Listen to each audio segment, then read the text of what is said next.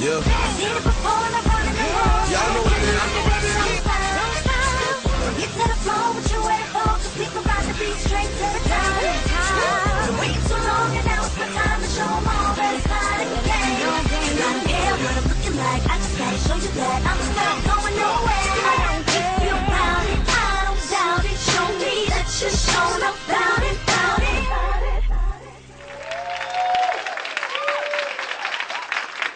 Welcome to the Life in the Now broadcast. I am so excited about the show on today. I'm your host, Nicky Yarborough, and I have some very special guests with me today. I'm here live on location at the Life Church International, where the senior pastor is Overseer Greg James, who is the state overseer of Clerk International Fellowship, and he is the national director of Ex-Offenders National Summit. Also, we have Bishop George Bloomer. He is the senior pastor of Bethel Family Worship Center in Durham, North Carolina. He's the presiding prelate of Clerk International Fellowship. He is also the host of Rejoicing the Word broadcast on the Word Network.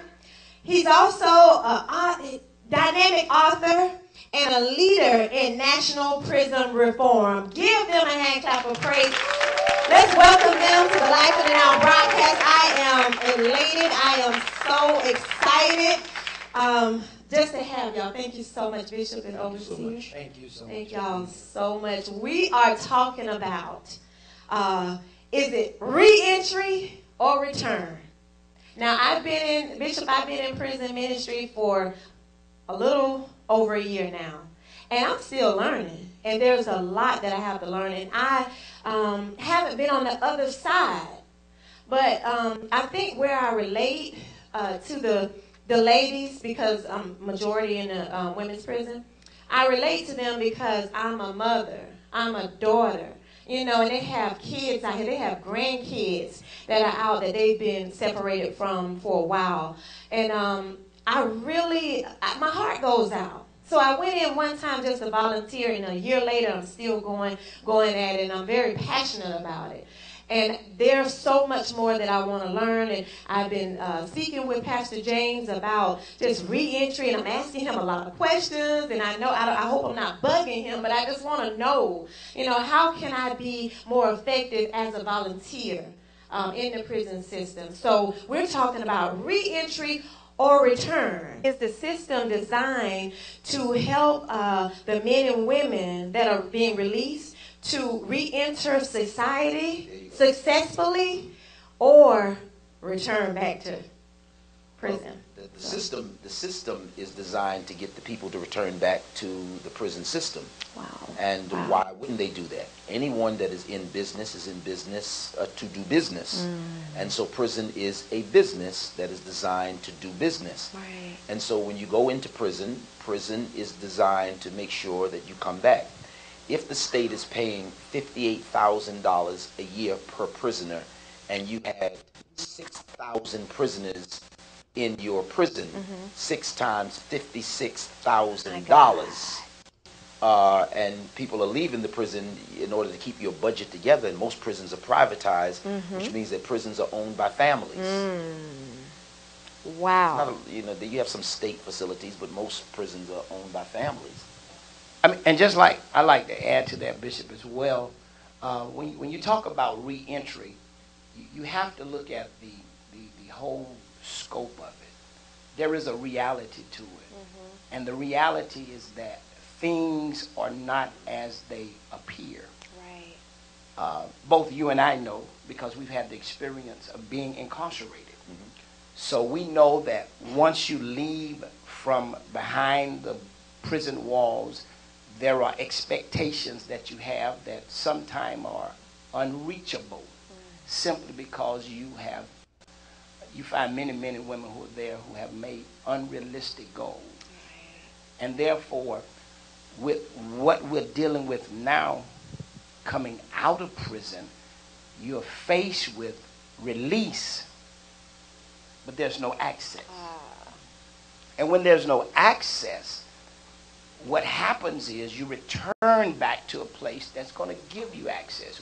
If that's committing crime, if that's your friends who are hanging out, they're going to give you access to their world. That's really not what you're looking for. Right. You want access into society, but because you have been labeled, and labels limit you if you're not mentally strong enough to look beyond that.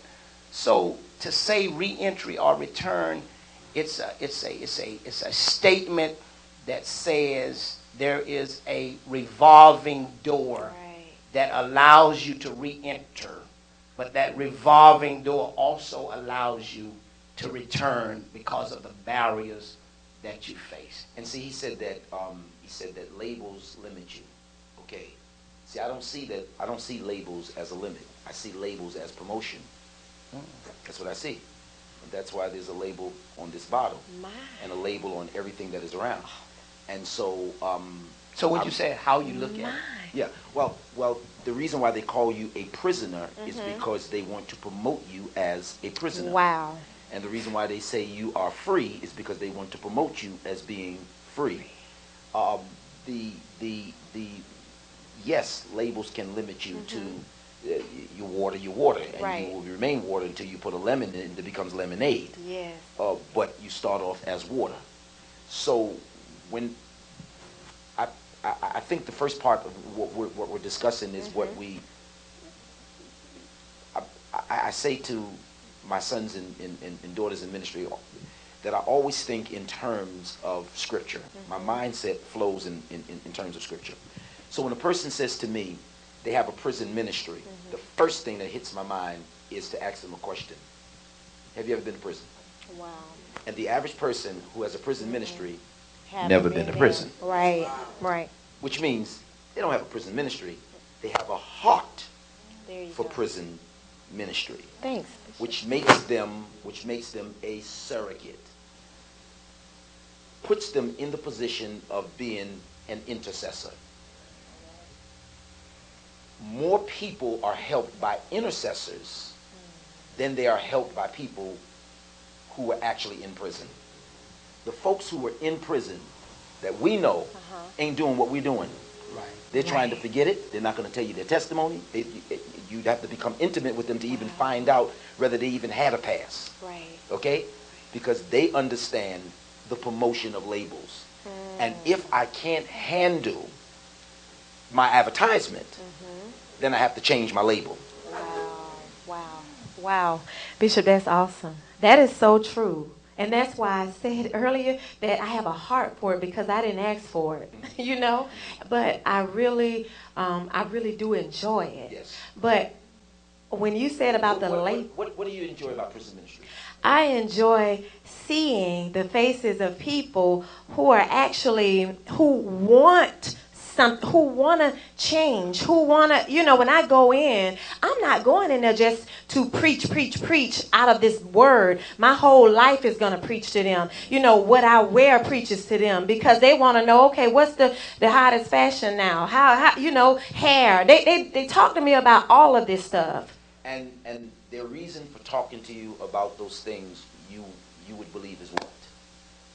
Why do they talk to you about those things? Well, I believe is because, this is what I want to believe, that when they're released, that they are more familiar with the things that are and going on now. And I would tend to agree with you.